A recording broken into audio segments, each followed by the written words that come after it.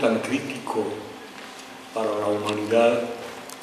y en que nos está llegando la crisis todos los días, por un lado y otro, con noticias de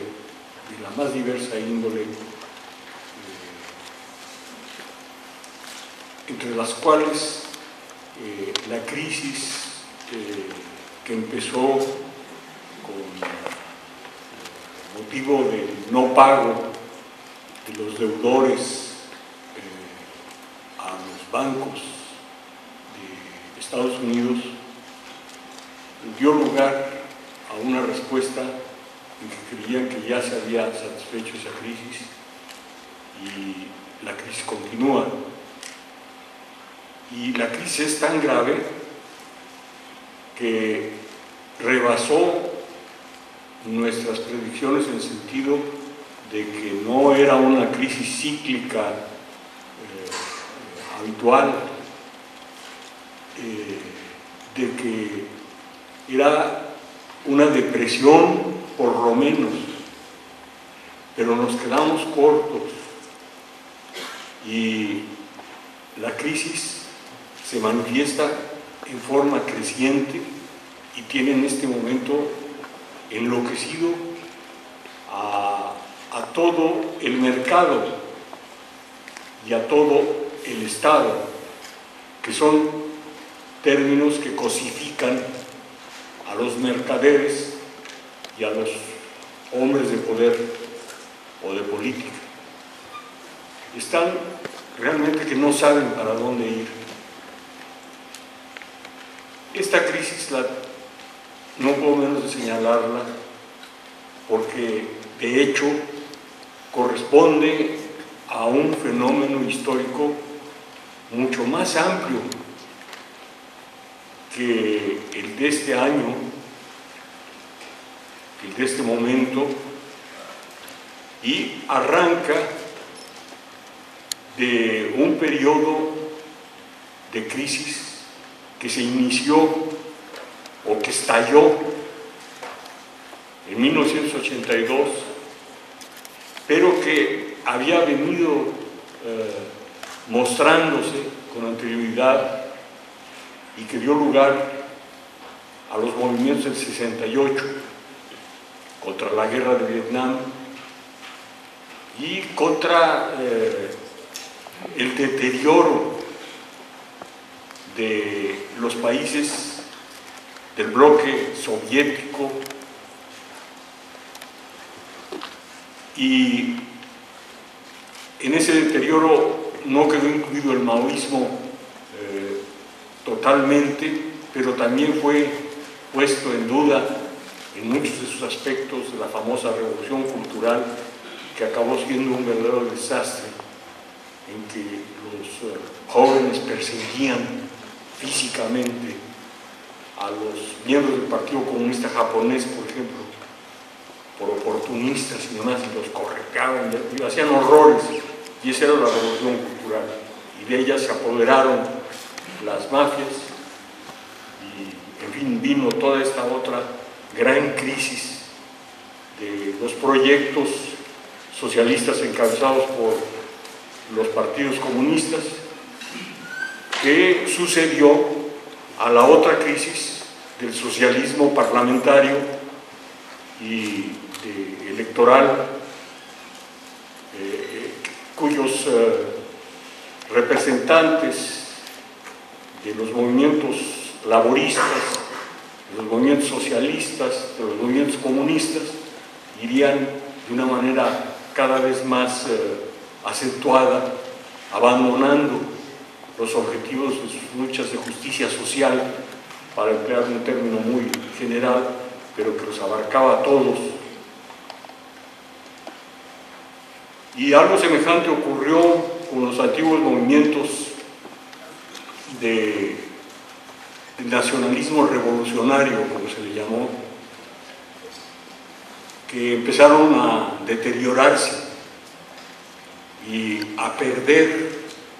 el significado que llegaron a alcanzar en la búsqueda de una alternativa. Y esto ocurrió desde el triunfo de la Revolución Cubana y el inicio de un nuevo tipo de revoluciones que, por ejemplo, los rusos, entonces soviéticos, no reconocieron como nuevo, sino que calificaron de la última expresión de la revolución marxista-leninista. Y esto no es verdad. La revolución cubana fue una revolución que sí, tiene algunos antecedentes, como Julio Antonio Mella, que fue miembro del Partido Comunista, y que fue un hombre muy reflexivo, muy original en varios terrenos, pero como dicen ellos, el autor intelectual de la Revolución Cubana es Martí. Y esta no es una manera de hablar, es absolutamente en serio que están hablando de que ese fue el autor intelectual de un nuevo tipo de revoluciones en las que cuenta mucho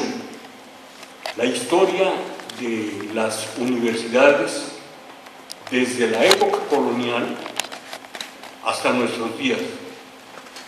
Por una serie de circunstancias, desde la colonia surgieron,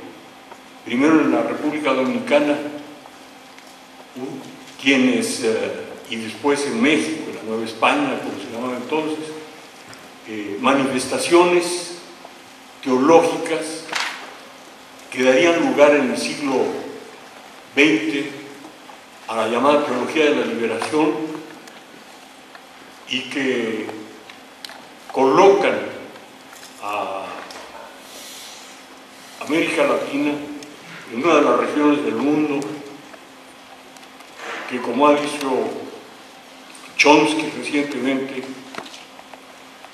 más fascinantes, una de las regiones del mundo más fascinantes. Más fascinantes porque se está pensando en una alternativa mucho más rica que las anteriores, y en que el legado que las anteriores dejan de victorias y derrotas es utilizado como memoria y como imaginación, y particularmente se recurre en cada país a la historia concreta de las luchas de sus pueblos y de sus trabajadores por un mundo en el que prevalezcan ciertos valores que abarcan el nacimiento de las ciencias sociales, y ahí ya voy a entrar en el tema principal de la plática, y que corresponden al pensamiento de la Revolución Francesa, a la idea de crear un mundo donde prevaleciera la libertad, la igualdad, la fraternidad, teniendo antecedentes en el pensamiento renacentista y más lejos, en el de los griegos, en los filósofos griegos, entre otros el propio Platón, que pensaron que en el mundo se podía hacer algo mejor de lo que se estaba haciendo, mucho mejor. Y también de una de las religiones que no planteó solo el problema de la creencia en la divinidad como origen para la perfección de uno mismo, para luchar porque uno mismo tratara de alcanzar ciertos valores, sino que imaginó en una pequeña zona que está ahí por Palestina, por Israel, planteó la posibilidad de establecer el reino de Dios en la tierra. Y esos fueron los profetas de Judea, y uno de ellos un día llegó en que dijo que él era el iniciador de ese reino, y con el lenguaje de su tiempo creó un proyecto de transformación del mundo de una importancia muy grande, porque planteaba como conducta social lo que otras religiones planteaban sobre todo como una conducta de tipo personal. La riqueza de todo este pensamiento se completó o se combinó con otra herencia de los griegos, cuya religión, lejos de tener un Dios que fuera la causa de todo, tenían una religión de unos dioses que parecían seres humanos, ¿verdad? En sus amores, sus traiciones, Júpiter o Zeus, era una calamidad, ¿no? Se metía con todas las muchachas, ¿verdad? Habidas y por haber. Y bueno, ustedes leen la religión griega y se dan cuenta que allí no nos estaban poniendo el ejemplo ni la causa de un mundo mejor, salvo tal vez en el caso de Minerva, que representaba a la sabiduría.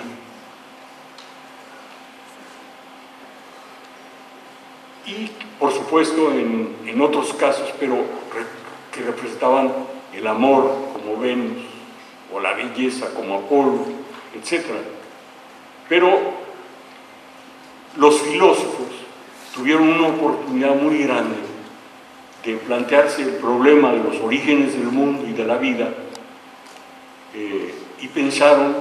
que estos venían del fuego y del agua,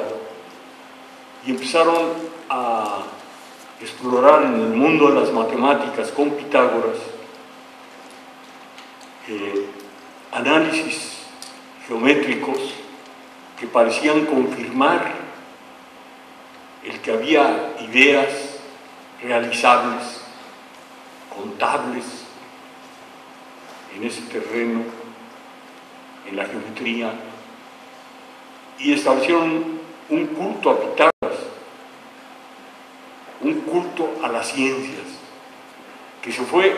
también desarrollando y enriqueciendo con el conocimiento que venía de los sacerdotes egipcios, como el conocimiento y las creencias de tipo religioso también venían de esa zona, que no era Occidente, pero se cultivaron de una manera sistemática y creciente en esta región del mundo, y se habló de la cultura occidental. Y en ella apareció de pronto, con ciertos precedentes de la Edad Media, sobre todo en Inglaterra, un genio que se llamó Newton y que inauguró toda una época en que el pensamiento científico se desarrolló muchísimo con las matemáticas, y después otros filósofos de entonces, del siglo XVII, del XVIII, del XIX, también enriquecieron ese pensamiento con la experimentación, con los experimentos. A todo esto se le llamó la modernidad, y esa modernidad se enriqueció todavía más cuando a mediados del siglo XX